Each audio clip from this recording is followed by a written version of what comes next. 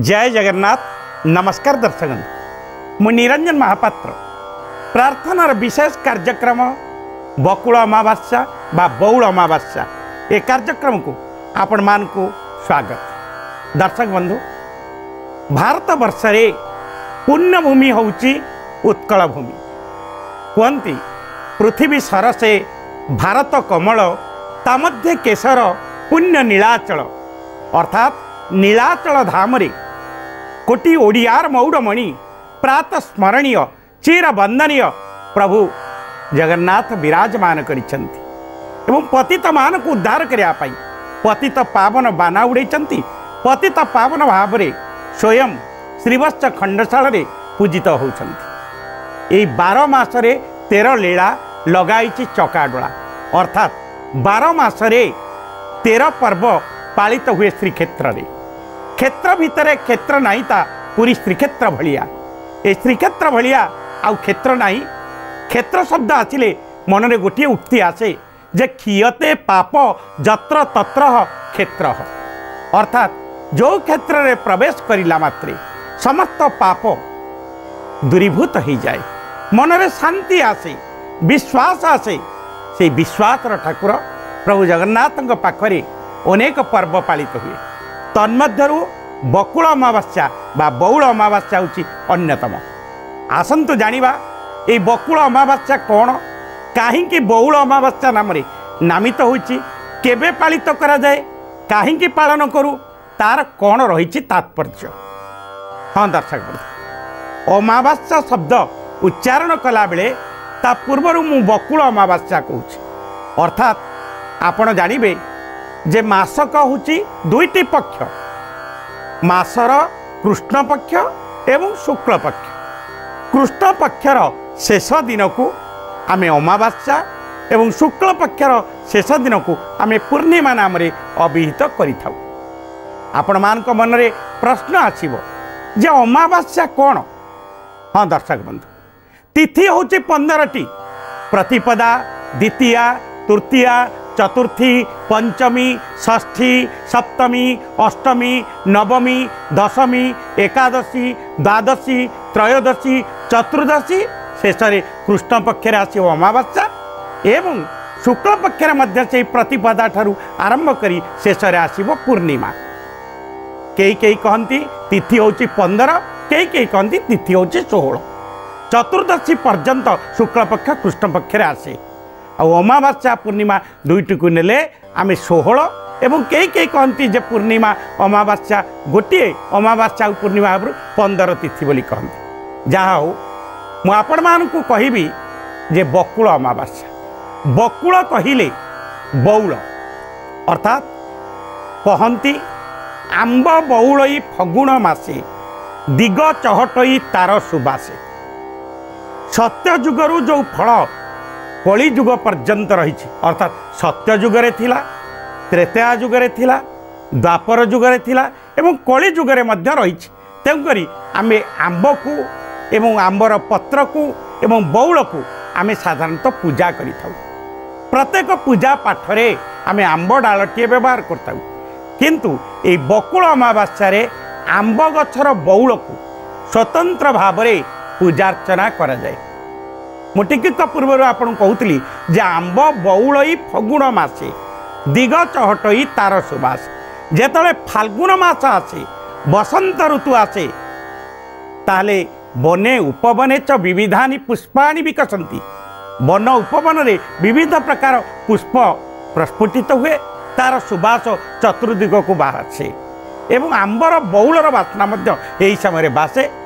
कोकिल पूजन करे, किंतु साधारणतः आमे देखिबा पौष मास कृष्ण पक्ष अमावास्या तिथि रे गोटे पर्व ओडिशार घरे घरे पालन करा जाए, ता होची बकुल अमावास्या बा बौल अमावास्या। कौन हुए ना, यही दिन नवपल्लवित वृक्षरे आंब गछरे जो बौल होता है, से बौल को आनी इष्टदेव पाखरे समर्पण करिबा एवं गोईठा। आमर ओडिशा रे अनेक प्रकार पिठा रही। मार्गशीर मासरे आम मंडा पिठा को प्राधान्य देवा बेले फाल्गुन मसरे आम जो दोल जात्रा विभिन्न प्रकार चना गुड़ को पूजा करूँ भगवान पाखे पौष मास अमावास्या आम गईठा पिठा करी आंब बौल को रखी इष्टदेव पाखरे आम कौन करूँ पिठा को पूजा करूँ। यह हूँ गोटे कृषिभित्तिक पर्व एवं गणपर्व कहले अत्युक्ति हेब नहीं। अर्थात ओडिशार जाति धर्म वर्ण निर्विशेष समस्ते साधारणतः ए पर्व को पालन करती। आपण माने कहे जाति वर्ण धर्म निर्विशेष कौन ना ओडिया माने एठे आउ जाति प्रथा नहीं समस्ते पिठा को भल पाती। ओडिया भाषा ओडिया पिठा हूँ समस्त पाखे आदृत। ये बकुल अमावास्याटी पौष मासरे पड़े एवं साधारणतः ये पौष अमावास्या को बकुल अमावास्या भाव में नामित कर कहती जे 12 मासरे 12टी अमावास्या पड़े तन्मध्यरु बकुल अमावास्या को आवाहन मान कालू आम जदि देखा पारंपरिक रीति रे पालन कर जाए एवं कोटी ओडियार मौड़मणि जो प्रत्येक ओडियार प्राणर प्राण तांको पाखरे मध्य ए बकुल अमावास्या पालन कर जाए। मु आपण मानकु कहिबी जे जेते पर्व रही आपण मानकु कहूतिली नित्योत्सव नित्य मंगल अर्थात प्रत्येक मुहूर्त रे प्रत्येक दिन भगवान को पाखरे उत्सव पालन कर जाए। तेणुकरी निजस्व पर्व होची एई जो गईठा पूजा करिबा बा बकुल अमावास्या एई आंब गछ मूल रे खीरी एवं गईठा पिठा करी भोग कर जाए। आंब गछरे नुआ बौल आनी इष्टदेव पाखरे समर्पण कर जाए। कले कौन हुए ना कहती जे जेते मनरे दुख थाए जेते कष्ट थाए मन भितर जो प्रश्नवाचिक गुड़िक रही थाए अर्थात निसंतान कड़े संतानवान हुए जहाँ आम कहूचे अपुत्रिक पुत्रवान हुए निर्धनी धनवान हुए जश पौरुष एवं प्रतिष्ठा पाइबा पाई भगवान के पाखरे ये बकुल अमावास्या दिन जे जाई बकुल बा बौलटी अर्पण करे भगवान सानिध्य लाभ करे से निश्चित भाव में अशेष पुण्य अर्जन करिता है विश्वास रही। दर्शक बंधु आपण मान मन में ये गोटे आसब जे प्रकृत में कौन बौल अर्पण करदे गईठा बा खीरी पूजा करदे अशेष कल्याण हुए। हाँ प्रभु हाँ दर्शक बंधु आपण जानवे भारतीय परंपरा रे विश्वास निष्ठा एकाग्रता उद्यम श्रद्धा ये गुड़िक रही यही शब्द गुड़िक पाखरे अतुट होची विश्वास। ओडिया रे एथि कहती विश्वास मिलई हरि तर्के बहु दूर अर्थात आमे विश्वास करिबा तर्क कले आमे कौनसी सिद्धांत रे उपनीत होई परिबा नाही। एथिपाई तो कहती जामन जेपरी तामन सेपरी फल रखी थाई विश्व उच्च मना उच्च अमृत लभई नीच मना लभे विष। यार अर्थ होची मन जहाँ चाहिए ताहा करि पारिबो किंतु विवेकानुमोदित भाव रे कर्म कले निश्चित सफलता मिलिबो। मु आपण मानकु कहूची परम पावन क्षेत्र श्रीक्षेत्र एवं जो क्षेत्र मु आपण मानकु कहूतिली एभली क्षेत्र नहीं जो ठारे मोक्ष न मिले। श्रीक्षेत्र महिमा एभली वर्णना करा जाइछि जे श्रीक्षेत्र को आसीछि से मुक्ति लाभ करिछि। मुक्तिर क्षेत्र परम पावन क्षेत्र मर्त्य वैकुंठ पुरुषोत्तम क्षेत्र शंख क्षेत्र अनेक नाम रे नामित पुरी। ए पुरी रे सबु किछि पुरी रहिछि। आमे देखिबा नील पाराबार महोदधी बड़ दांड बड़ पंडा बड़ भोग बड़ देउल सबु बड़ शब्द व्यवहृत होइछि। ओडिशा रे अनेक क्षेत्र अच्छी 4टी प्रसिद्ध क्षेत्र अच्छी। गोटे हूँ श्रीक्षेत्र जहाँ को आम कहे शंख क्षेत्र गोटे हूँ गदा क्षेत्र गोटे हूँ पद्म क्षेत्र गोटे हूँ चक्र क्षेत्र। आपण कहे क्षेत्र कौन ना श्री क्षेत्र पुरुषोत्तम क्षेत्र शंख क्षेत्र हूँ पुरी ठारे अवस्थित। चक्र क्षेत्र लिंगराज महाप्रभु जो विराजमान करिसंती भुवनर ईश्वर भुवनेश्वर जो रही सी होती चक्र क्षेत्र। पद्म क्षेत्र आपण अर्क क्षेत्र कोणार्क एवं गदा क्षेत्र माँ बिरजा जाजपुर नगर। ताले ए क्षेत्र हूँ सबुठारु प्रसिद्ध क्षेत्र। यही क्षेत्र रे यही पावन क्षेत्र रे ओडिया मानकर इष्ट देव प्रभु जगन्नाथंकर नित्य उत्सव अनुष्ठित होता है। तन्मध्यरु आमे जदि देखिबा जे बकुल अमावास्या अरे जो आमे जदि पूजा देखिबा भगवान को पाखरे प्रभु जगतरनाथ जगन्नाथ पाखरे जो भोग अर्पण हुए से नड़िया पड़ी गोईठा बा पिठा भगवान को अर्पण करा जाए। नीलाद्रि महोदय ग्रंथ रे उल्लेख करा जाइछि बा वर्णना करा जाइछि जे पौष अमावास्या रे खंड नड़िया पड़ी सुस्वादु पिठा मान महाप्रभु को अर्पण करिबा ता सहित आंब बौल लागी करिबा ए सब संपर्क रे नीलाद्रि महोदय उल्लेख रही। पौष अमावास्या दिन श्री जीव मानकर आलती अवकाश बढ़िबा परे बेश अनुष्ठित हुए एवं खंडिए आज्ञामाल लगी हुए एवं रोष घरु भोग छेक सब आसे एवं बौल गईठा ताठ बौल एवं गईठा जो आपन कहली ए ताट आसे छामुको। मुदिरस्त आपन जानिथिबे जेतेबेले गजपति महाराज अनुपस्थित रहंती तांको अनुपस्थित रे मुदिरस्त श्रीजीव मानक पाखरे विशेष कार्य मान करिथांती। ठीक सेही बळी भाबरे एई बकुल अमावास्या दिन गजपतिंकर अनुपस्थित रे मुदिरस्त कौन करती आसंती प्रसाद लगी करिबा परे पूजा पंडा षोडश उपचार रे श्री जीव मानंकु पूजा करिबा परे पूजा परे टेरा फिटिले आलती हुए एवं बौल गईठा ताट भितर थाई पूजा पंडा पत्री महापात्र मुदिरस्त एमाने सब कौन करती ना तीन बाड़े वंदापना करती यापर महाप्रसाद बाहर को आसी थाए। महाप्रसाद कढ़ा जाई पानी पड़िबा परे दक्षिण घरु नारायण सिंहासन को विजय करती पूजा पंडा श्री जीव मानक ठरु आज्ञामाल आनी नारायण को प्रदान करती। आज्ञामाल पाई नारायण सागर विजय निमंते झूलन मंडप निकटरे थिबा पालिंकी रे विजय कले श्री जीव मानकर अन्यान्य दैनंदिन नीति अनुजाई अनुष्ठित होता है।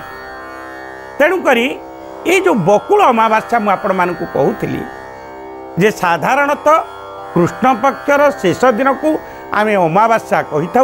विशेषकर पौष मासर अमावास्या को आमे बकुल अमावास्या नाम नामित करा जाइछि। ज्योतिर्विधि मानक मत अनुसार यार कौन रही तात्पर्य एक कले कौन हुए मुझे आपण मानक तो संक्षिप्त रे कही किंतु आपण मानक एठी कहबी जदि कहार आंब गछ रही बाड़ी रे बा कौन सी बगीचारे जदि आंब गछ को पूजन करिवार नीति नियम रही अर्थात जेमती आमे बेल गछ तुलसी गछ लिंब गछ को आमे पूजा करी थाउ कहीं ना कहती धर्मात्मा वृक्ष रक्षक वन ट्री वन लाइफ एक पेड़ एक जीवन है। ताले आमे प्रत्येक हिंदू व्यक्ति बा आमर सनातन धर्म रे उल्लेख रही प्रत्येक वृक्ष को पूजा करिबा। ठीक सेही बड़ी भाव में पौष मासर अमावास्या तिथि रे ए बकुल अमावास्या रे आंब गछ को पूजा करिवार परंपरा रही। विश्वास रही आंब वृक्ष हूँ सत्य जुगर फल अर्थात कहीं वचनबद्ध हुंती जदि आंब गछ मूल कौन सत्य करती बा यही अमावास्या दिन जदि बकुल अमावास्या दिन आंब गछ मूल आपण खीरी गईठा पूजा करती ताले आपणकर अशेष पुण्य होता है।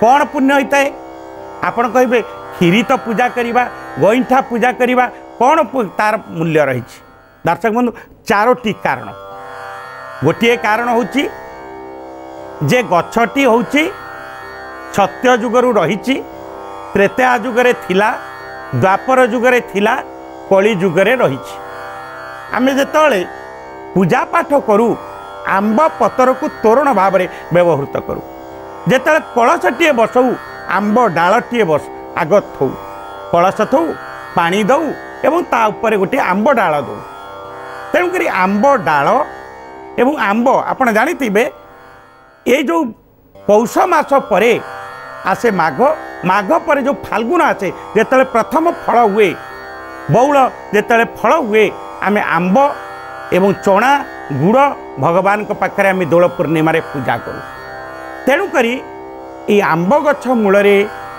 बकुल अमावास्या दिन गईठा सहित जदि खीरी पूजा करा जाए आपण मानकर जदि कौनसी माने गला जनित कान जनित समस्या थाए आमर कहती नासा गला कर्णर उपचार होता है बकुल अमावास्या दिन जदि बौल कढ़ी की संग्रह करा जाए इष्ट देवता पाखे अर्पण करा जाए प्रभु जगन्नाथ को स्मरण करी भोग करी ताकू प्रसाद रूप से सेवन करती जमती आपण जानी जमीती आमे अशोकाष्टमी दिन अशोक कढ़ी को आमे पान करूँ ठीक से ही भाव में ये बकुल अमावास्या दिन आमे बौल टिके जदि पाऊ ताले आमर समस्त दोष विनाश होता है बकुल अमावास्या दिन जदि बौल को कई प्रसाद रूप से पाए बौल नहीं कि इष्टदेव पाखे समर्पण करे खीरी एवं गईठा जदि आंब गछ मूल बा निजर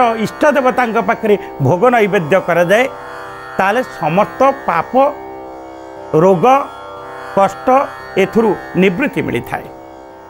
आउ गोटी जो मानकर पाठ होनी आज्ञा जो मानकर मेधा शक्ति नहीं जो मानकर स्मरण शक्ति ह्रास घटुची जो माने बारंबार पढ़िले मध्य सेमानक मने रहुनी जदि यही पौष अमावास्या दिन आंब गछ को 7 थर प्रदक्षिण करती आंब गछ मूल सरस्वती को आवाहन करती एवं सरस्वती बीज मंत्र को पढ़ती ताले तांकर मध्य स्मरण शक्ति उद्रेक हुए बा स्मरण शक्ति वृद्धि हुए। आउरी गोटे मध्य जो माने अपुत्रिक जो माने संतान पाइबारे जो मानकर विलंब होउछि से माने जदि आजिर ए पवित्र तिथि रे 7 थर परिक्रमा करती आंब गछ को एवं आंब गछ मूल निजर दुख को जणै खीरी एवं गईठा भोग करती ताले से माने मध्य संतान प्रसवा होती बा संतान उत्पत्ति करिबा पाई आशीर्वाद लाभ करि आहुरी मध्य गोटे कथा कह जो मानकर घरे कौन सी भूत प्रेत पिशाच माने अतृप्त आत्मा घूरी बुलुछि जदि से माने घरे सुख शांति रे रही पारु नाहंती ताले आजिर ए पवित्र दिन रे आजिर ए अमावास्या तिथि रे जदि गोटे घृत दीप करी खीरी ता साथ गईठा पिंठा एवं आंब गछ को 7 थर प्रदक्षिण करने सहित घी दीपटीए पूर्व कि उत्तर मुख कर जालती ताहले तांकर समर्थ जेतक थाए घरे जो प्रकार रहुची अशुभ जनित जो विभिन्न प्रकार शंका रोच किए किए कहे मते काल पुरुष माड़ी पड़ू किए किए कहे मो घरे कौन सी अतृप्त आत्मा रोची अर्थात जेते दुख कष्ट थाए ताहा मध्य दूरीभूत ही थाए। आसंतु यही पवित्र तिथि रे आमे समस्ते ओडिया निजको गर्व अनुभव करिबा एवं परंपरा भितरे आमर धर्मीय संस्कृति भितरे आमर परंपरा जहाँ रही परंपरा रु केबे हेले विच्युत जीव परंपरा को आमे मानिबा परंपरा को सम्मान देबा परंपरा मनगढ़ा कथा नुहे परंपरा मु तू एक तैयारी करी नाहंती वंशानुक्रमिक भाव रे जहाँ प्रचलित रही जहाँ ओडिया जाति रे प्रचलित होईची ताकू केबे हेले भूलिबा नहीं कारण आमको शिक्षा देई थाए ओषा पर्व गुड़िक आमर दैनंदिन जीवन रे नित्यांत आवश्यक ता सहित आमे ओडिशार संस्कृति को सम्मान देवा, ओडिया जाति को आमे सम्मान देवा, आम परंपरा रे आमे उद्बुद्ध हवा एवं अन्य को आमे जणैबा जे आमे एठारे समर्थन को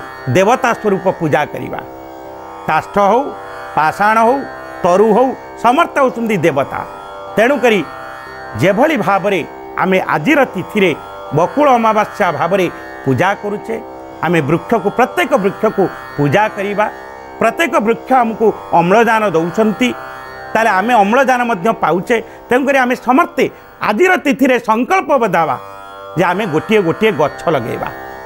गछ लगेबा द्वारा आमे ये जो परिवेश प्रदूषित हो, जो अम्लजान सरीचाई आसुची, आमे जानूथिबे फ्री रे आमे पाउचे अम्लजान पाउचे, किंतु बेले बेले जेतले रोगीटे रोग जंत्रणा पड़ुची आमे सेतले अम्लजान किणुचे। तेणुक आमे संकल्पबद्ध होई गछ लगेबा एवं आजिर तिथि रे आंब गछ को पूजा करिबा। ए होची हमर परंपरा, ए होची हमर कोटी ओडियार मौड़मणि प्रभु जगन्नाथ पाखे विश्वास निष्ठा रखी आजिर कार्यक्रम को एठी विराम देवा। सर्वे भवन्तु सुखिन, सर्वे सन्तु निरामया, सर्वे भद्राणि पश्यन्तु, मा कश्चित् दुःख भाग भवेत्। ओम शांति शांति शांति।